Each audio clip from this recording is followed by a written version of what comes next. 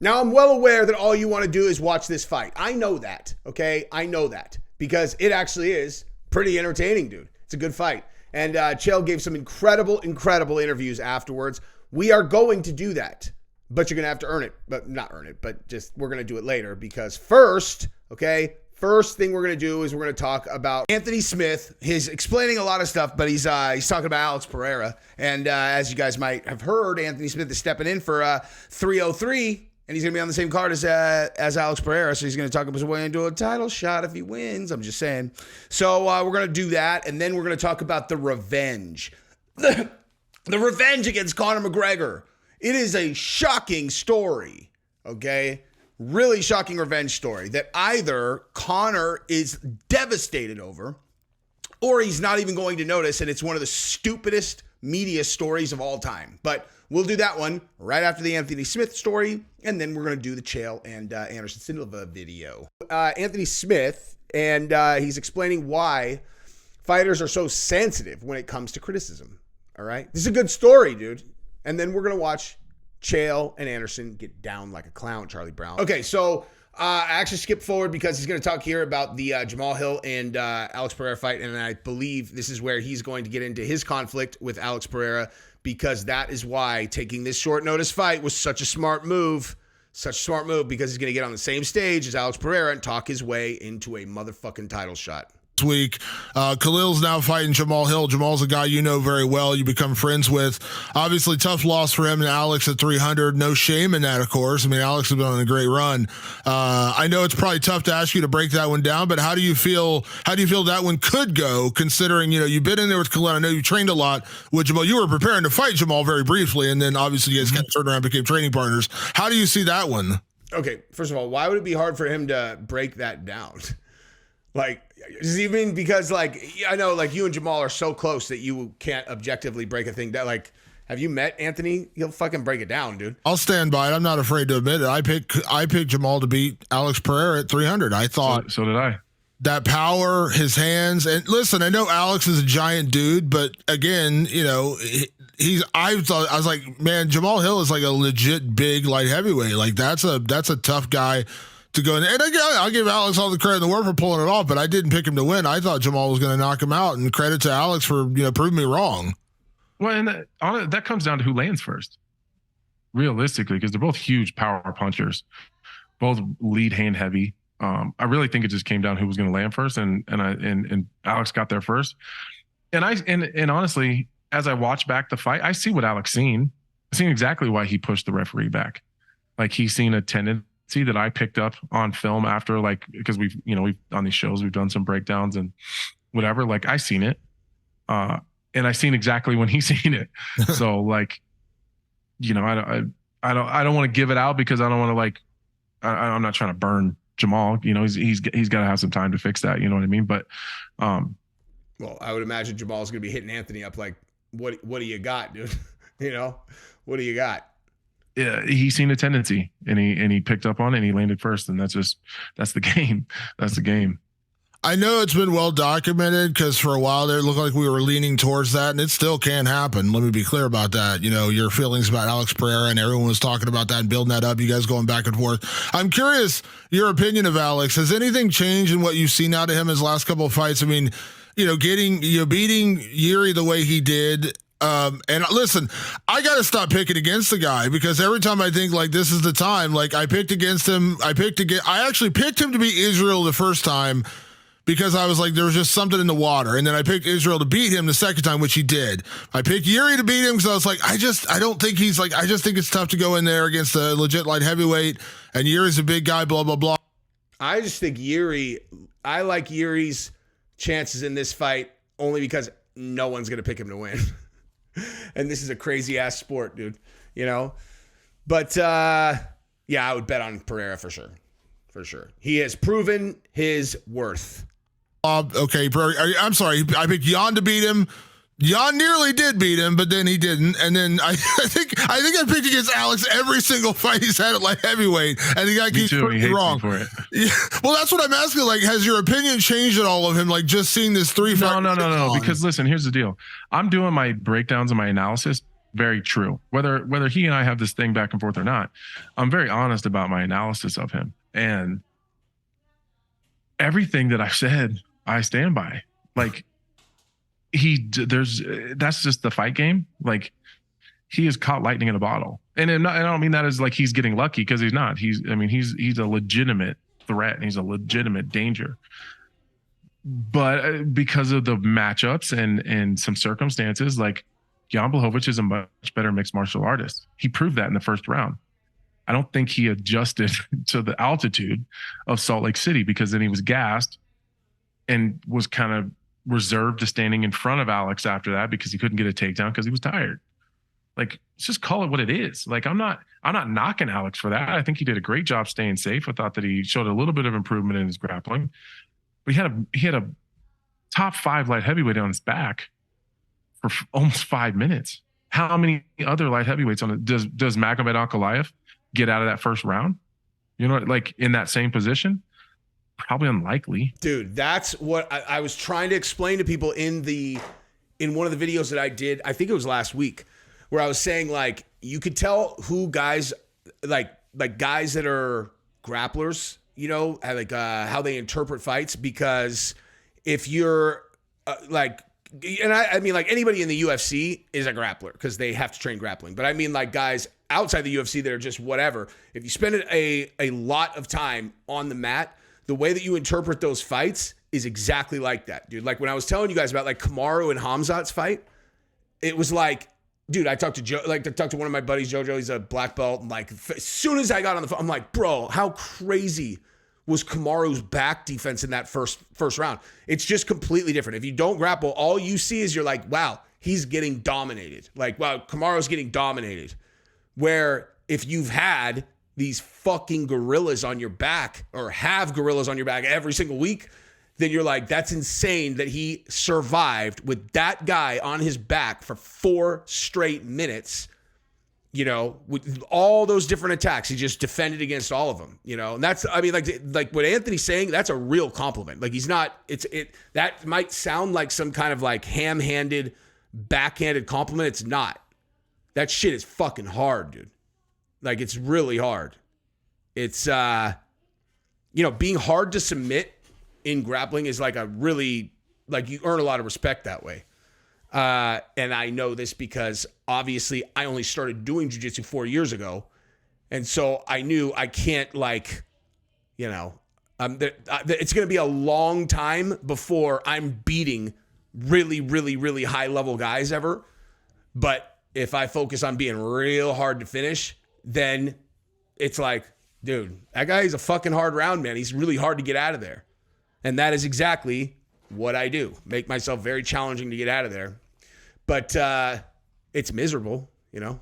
Like, it's fucking miserable having those guys on your back. I mean, it's like, but anyway, yeah. I mean, every time I hear people talk about that, it's like, I just completely understand seeing it that way. You know what I mean? Like, is there, like, if I'm on your back for that amount of time, do you get out of the first round? Probably not. Like, let's just stop all the fucking bullshit. Let's just be honest. If I'm Jan Blachowicz, do I finish in that position? 100% of the time. 100% of the time. Hooks in against the fence, you're belly down, I'm taking home $50,000 extra. That is happening. If Magomed Ankalaev gets to that same position, that's happening. I can give you 5 other light heavyweights that will get to that position. Jan Blachowicz isn't necessarily known as a submission finisher. He's a black belt in jiu-jitsu. He does very well on the ground, but he's not a prolific finisher on the ground, and that's fine. I think that Alex Pereira did a great job in that position, and I think that he did what he had to do in the second and third round, very, very tired at altitude, to get the win. I have no knocks against that. He beat a really tough dude. Jamal Hill, there is no wrestling threat. I'm not talking shit about Jamal. That's just not his game. So that's a favorable matchup. That's a 50-50 at best for both of them. Like, without the threat of a takedown, you strike very differently in a fight when you're not worried about someone shooting a takedown.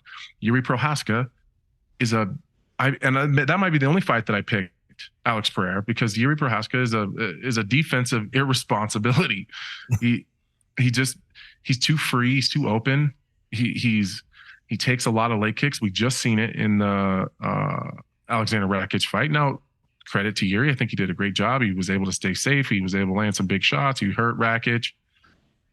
That I thought he did great. But there was a lot of problems there. He got hit a lot. He got banged up with the leg kicks, and the same thing happened with Pereira. He pushed Pereira really hard, but then he's not responsible in those tight spots. He took a hard shot. Glover Teixeira banged up Yuri Prohaska pretty bad on his feet too. Like, I just I don't know how, like, he's had some, I don't want to say favorable matchups because that makes it sound like he's ducking people. He's not. He's just had some matchups that have really worked in his favor, and he's had some things fall his way. Dude, and here's the other thing. I know for sure people are going to be all, listen to Anthony talking about Alex Pereira. Bro, did anybody hear Anthony just say, I would smash this guy? He said, if I'm on his back with the hooks in, am I going to finish? Yes, and he would. He would. But he has his analyst hat on right now. You know what I mean? I'm probably not doing him any favors right now because now he's going to be on the same card as Pereira, right? In what was going to be the co-main event. So I would imagine Anthony wants as many people as possible being like, Anthony said, fuck Alex Pereira, dog. As a matter of fact, I take it back. He did. He's like, fuck Alex Pereira. That guy's a little bitch, man. That guy's a little hoe. And if he's lucky enough to win this motherfucking fight, then he can come get it from Daddy next because I'm going to take that belt and I'm going to fuck him with it. You know what I'm saying? Just kidding. But yeah. So that. But I mean, nothing that he said is wrong.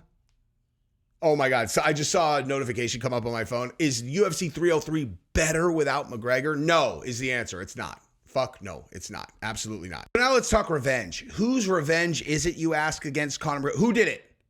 It's Rafael dos Anjos. Rafael dos Anjos got one of the most epic revenges against Conor McGregor you will ever see. You're not going to believe this story. So buckle up for that. Rafael dos Anjos' really, really funny revenge, because when I saw this, I was like, I'm sorry, did you just refer to this as revenge? This is revenge. It's revenge, you guys. This is super vengeful. So, again, this is the title. Rafael dos Anjos gets revenge 8 years later by mocking Conor McGregor dropping out of UFC 303. Are you guys ready? Are you ready for the ultimate mockery? The revenge of the century from Rafael dos Anjos towards Conor. Keep in mind, Conor McGregor, most clever trash talker in the history of the sport. And here is what Rafael dos Anjos came with. Ready? Boom. It's just a bruise. Take some ibuprofen. Yahtzee! Vengeance exacted. That's it. Conor, 10-6. He's done, dude. Rafael dos Anjos hit him with that. It's just a bruise. Take some ibuprofen. And the entire MMA community went, oh my God. How is Conor going to respond to that? How on earth is Conor going to respond to that? Now, the reason that he did that is because this is what Conor said about Rafael dos Anjos back in 2016. Now, like I said, dos Anjos has a bruise on his foot. Did you see it? It's a bruise. Ice. Ibuprofen. If I jumped under an x-ray, the doctor slapped me and say, what are you doing, kid?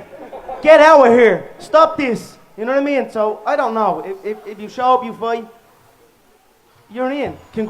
So, now the reason I'm overtly mocking this post from dos Anjos is because the injuries are not the same. Like, the injuries are not the same. Now, assuming that Conor is injured in the way that we are being told, a hairline fracture on his surgically repaired leg is not the same as whatever was going on with Rafael dos Anjos. So I don't understand this reference. It seems a little bit weird, but nonetheless, I'm a Rafael dos Anjos fan, also a Conor fan, also a fan of everybody. But anyway, I just thought, this is it. Honestly, you want to know who I'm mocking? Whoever wrote this. He gets his revenge. Revenge. Come on. Anyway, so let's move on to our next story. We got two more stories, and we're going to get to the Chael Sonnen fight with Anderson Silva. So, Izzy finally announces that he will be fighting Dricus du Plessis at UFC 305 in Perth. Okay? Style bender Never stole shine and never lost mine. Let's go. So Izzy says, the sun of Africa is the same sun that lights up our planet. The sun will set and will rise again until you walk into it. The sun, enjoy while shines, darkness falls when it's gone. Is that him announcing that he's coming to 305? I don't understand. Why is that on there? Anywho, whatever. Bottom line is he is going to fight at UFC 305 against Dricus in Perth. And that is going to be a bananas fight. It is really unfortunate that it didn't happen when they were in the middle of the race war, because it would be very hard to kind of reignite the race war. I guess this is probably his attempt, right? This is probably Izzy's attempt to reignite the race war, right? Because the sun of Africa is the same sun that lights our planet. Right. It's also, the same sun that lights like everywhere else. There's an African sun that's not the American sun, or I don't really understand that reference, but nonetheless, I love Izzy. I'm just saying, I just want to make sure I understand what we're talking about, because, Dricus lives in South Africa. Izzy is African, from Nigeria. And then, we were arguing about who's African and who's not. One of the stupidest, most ludicrous conversations I've ever seen anyone have was who's more African than the other based on their skin color. You're all, African is a geographic country, continent. Hey, idiot. Hey, idiot. I love what, someone is condescending. They're all, San Francisco is a state, dude. Hello, Miami is a country, okay?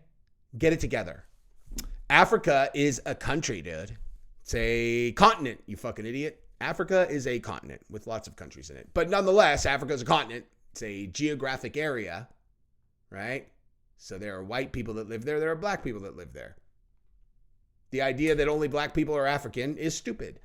That's just what people have seen on the internet or on the media throughout their life. That doesn't mean anything. If Dricus is born and raised in South Africa, then he is objectively African. So dumb conversation, but great conflict fodder. Great conflict fodder. That must be what this is about. The sun of Africa is the sun that lights up our planet. You're lucky you have the African sun, everyone else, because if you didn't, you'd die. Well, you know what? Maybe Africa's lucky to have the European sun. No, we have the African sun. No, you have the European sun. No, we have the African sun. Okay, guys. So this is why you guys became fighters, because brain surgery was not going to be in the cards for you, because this is the dumbest conversation of all time. Anyway, so let's continue. So Skinny Bet says, let's go. Get what's yours. And then, Alex Pereira says, come to daddy. Man, that was awesome. That was awesome. I loved that. I really hope that, if Izzy does win, that his next fight is at 205 against Pereira. That would be amazing. Everybody's being so supportive, dude. And I want to be supportive as well, because I like when people come back and do it strong. You know what I mean? But anyway, so that is that story. That's that story. All right, we're out of time. So let's go ahead and move over and let's watch Chael and whoops, that's not the right one. Where is it? Here we go. Let's watch Chael and Anderson Silva get down on some boxing real quick. All right. So this is round one. This was just really fun, dude. Okay. Now, Anderson Silva just came out today and said that knockouts were not allowed. And under normal circumstances, it's an exhibition and knockouts aren't allowed. You're all, oh, man. But in this case, it's like, dude, are you fucking serious? They didn't even really promote this fight. The only way you could see this fight was on some Brazilian outlet. Dude, I was trying to watch it, obviously, and you couldn't really do it. Because once I realized there was no easy way to get it, I just went to one of the streaming sites, and that streaming site actually shut down that night, and none of these streaming sites are back up yet. Did you guys know that? The streaming sites for movies, streaming sites for the fights, because the Tank, it was right at the same time as the Tank Davis fight, and it got shut down. And as far as I know, they're still shut down. Let me actually just check. Everything's working except you can't actually make anything go. It's really weird, dude. It's like you click on the thing and Like you click the, okay, so like just go to the movie. It's like, all right, here's the movie. Cool. Everything looks whatever. Click to make it go, and it just never plays. It's really crazy. Like I don't know if someone really smart finally figured out how to shut these guys down, but all of their video players are not working, dude. So I don't know. That's exciting, actually. To be honest, like sucks if you like watching movies a little bit before they come out in on video. I would pay if it was out. I want to see Furiosa. Okay, I want to see Furiosa. I really want to see Furiosa, and I watched the first 20 minutes, like a cam version. I'm like, this movie's too good for me to ruin with a cam. And now the HD version is out on the streaming, but you can't watch it. So, not that I would ever actually watch a streaming thing, you know. But anyway, so this fight, like, look at what this is, dude. It's two guys who are friends, who respect each other, banging it out for like charity and for fun, dude. This is awesome. Like, obviously, this is a light sparring session, but like a fun one where they just walk each other down and they just do it up, dude. I don't know. I found this really fun. And Chael had one of the funniest lines. Well, maybe not funniest of his career, but he had one that made me laugh out loud, dude. He had one that made me laugh out loud. Let me see if I can find it. I'll find it in a different window so you guys can continue to watch this while I look it up. But it was so funny, dude. He's literally like the most clever dude. And I love it. Hang on. Okay, so this was Chael Sonnen post-fight. Oh, come on.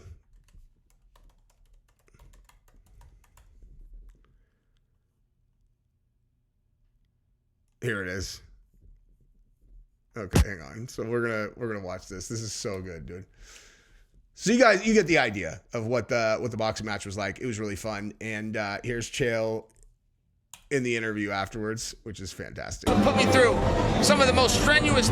Well, I thought I won the first 3 rounds. I mean, you have to understand, 3 rounds to 2. You have to understand, the last 2 fights, whether I like it or not, were still 1 rounds. So process, and I learned. It's about the Brazilian fans. Hang on. Some stuff tonight, man. Anderson, I'd like to see that stuff coming, but I'm going to have to respect George Masvidal. Masvidal's a little bit overrated. I mean, in all fairness, within his own mind, I can't remember the last time. Like it just keeps getting worse for George Masvidal. And honor and bowing to. Oh, here we go. I mean, they didn't get it. That we're late to the party, Man, the Brazilian fans were great. I had a great time. They were very good sports. I got to tell you, they were a little late to the party. Like, the Brazilian fans really didn't get it for a while. I mean, they didn't get it. That we're telling a story. And there is a difference of opinion on what respect is in martial arts. And there's some of the traditional guys that think there's a respect and honor and bowing to your face. They put a knife in your back as soon as you turn around, but they will bow to your face. I believe it's more honorable to tell you to your face that I'm going to put a knife in your back when you turn around, and then when you do turn around, I will.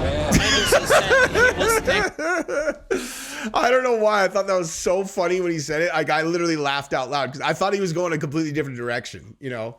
Like, I thought he was going the direction of, like, they're like, oh yeah, all respect, and then they'll stab you, and he's like, I think it's more like you stab him in the back, but then, at the end of the day, you respect him. He's like, I'll just tell you to your face, I'm going to stick one in your back, and then when they turn around, I do. I thought that was hilarious. Anyway, that's what I got for today. George Masvidal against Chael is next. Hopefully, George and Nate Diaz can do some good business so we can get that fight also. That's what I got. I love you guys. Bye.